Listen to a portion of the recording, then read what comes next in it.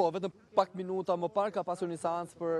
Ajola Xodze, e cila ka kërkuar është blokimi e llogarive bankare, 2 llogari me vlerën e 850.000 euro, pra rreth kësaj shifre në 2 llogari të ndryshme bankare, për cilët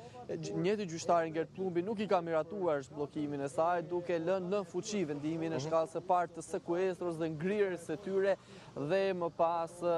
do të shkojnë me këtë fazë, pra deri në hetimin dhe mbylljen e kësaj çështje do të shkojnë në fazën e ngrirjes, pra do të ketë asnjë mundësi veprimi bankar, transaksione, marrja, po dhënje mbi këtë llogari për shkak se ajo tashmë ndodhet në fazën e sekuestrës të vendosur nga gjykata e shkallës parë. Dërkohë diçka para se ta mbyllim, Edison, cila është ajo që ndoshta ishte pika më e fortë sipas avokatëve mbrojtës për kërkuar lirimin ose një masë tjetër më të zbutur për Veliaj? Po, sigurisht, duke qenë se ka pasur postin dhe ka aktualisht, pavarësisht se është e komanduar një zonjë tjetër në krye të Bashkisë së Tiranës,